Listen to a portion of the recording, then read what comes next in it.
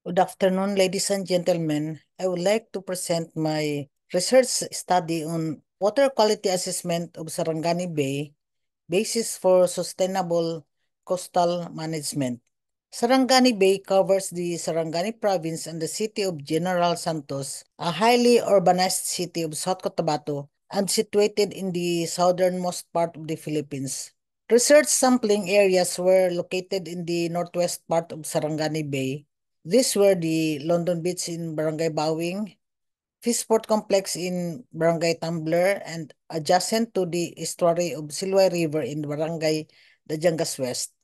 Monitoring the water quality of Sarangani Bay is of utmost importance for environmental protection, public health, sustainable economic activities, and preservation of marine resources.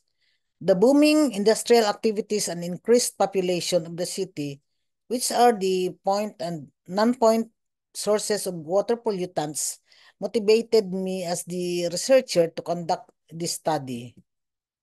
This study is anchored in Environment in the Systems theory by Niklas Luhmann, which puts forward that the environment exists as a constitutive entity for every individual system, each representing its unique entity of the distinction system. The study employed a descriptive type of research design that described the water quality in select sampling stations using different parameters and identifying anthropogenic activities around the said sites. This is my sampling procedure. We use the Niskin sampling bottle and a sampling tip for sampling surface and subsurface marine water. And we use the grab sampling and composite sampling. And the parameters are the color, dissolved oxygen, hydrogen potential, total suspended solids, nitrate, phosphate, oil and grease, fecal, and total coliform bacteria. 3 locations were established, each with GPS coordinates recorded during the sampling process, and parameters were analyzed in an accredited laboratory. The results and discussion. On month 1 at Station 1, which is at London Beach, had values for all the parameters that were within the standard of Class SB, which is intended for fish propagation, spawning, swimming, and recreation. On Station 2, which is at the General Santos Fishport Complex, obtained values that are within the standard of Class SC.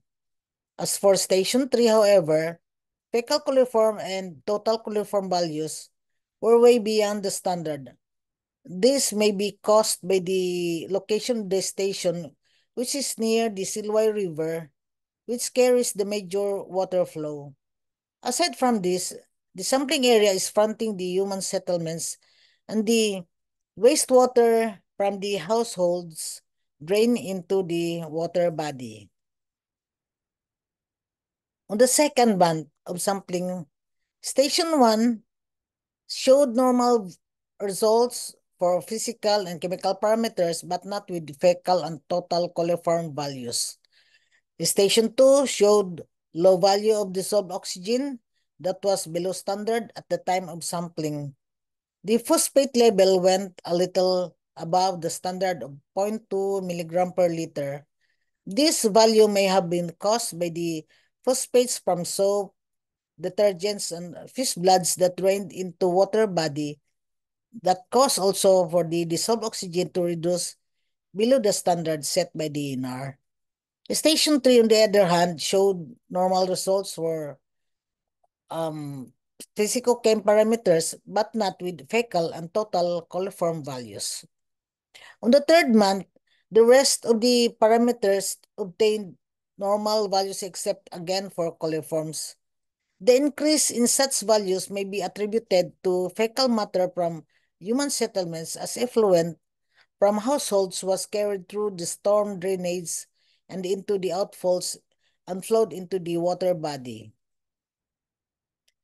It can be gleaned from the table that there were no significant differences across months on temperature, dissolved oxygen, TSS, nitrate, and phosphate, as indicated by the p-value, which is greater than alpha at 0.05.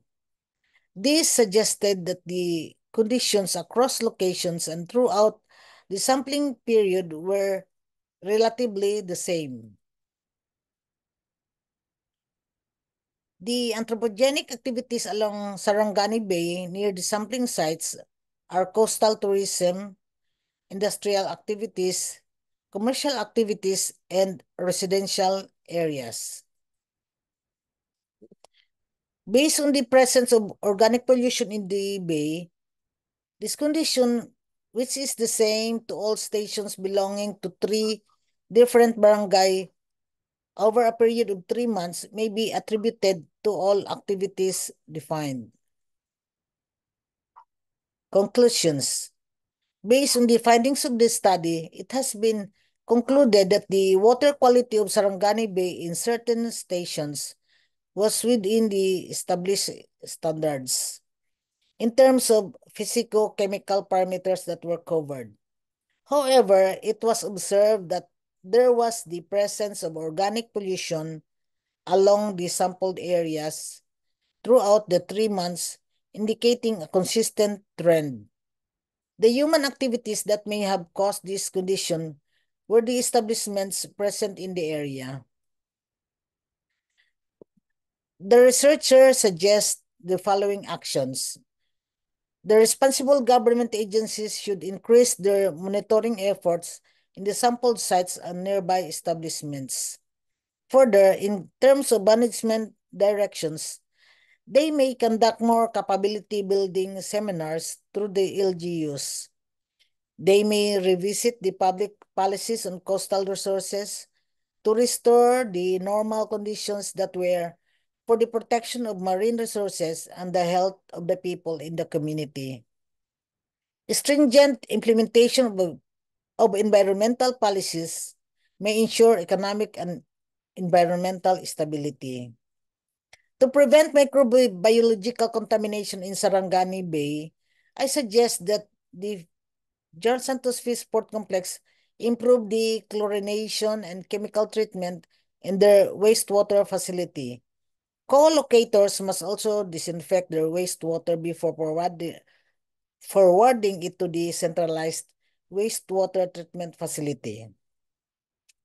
Encourage South Cotabato's government to establish an IEC strategy for responsible waste disposal by backyard piggeries along the Silway River, enact stronger regulations with penalties for illegal dumping of effluent. These are my references. The impacts and outcomes of the study and my insights. The study has an impact to water quality of Sarangani Bay as this surface marine water body is under the Inay Past Act. Sarangani Bay is a protected seascape under the expanded National Integrated Protected Area Systems Act. Clean Water Act provides for the abatement and control of pollution from land-based sources and lays down water quality standards and regulations. DAO 2016-08 is issued to provide guidelines for the classification of water bodies in the country. It sets the water quality guidelines and general effluent standards. DAO 2021-19 entitled Updated Water Quality Guidelines WQG and General Effluent Standards GES for selected parameters. This order partially amends the DAO 2016-08. And my insights personal journey, stakeholders such as the DENR and PAMB can utilize the results of water quality results to develop management strategies, assess progress, and engage in stakeholder participation by leveraging the information obtained through the study conducted. Stakeholders can make informed decisions and take actions to protect and improve water quality. That's the end of my presentation. Thank you, ladies and gentlemen.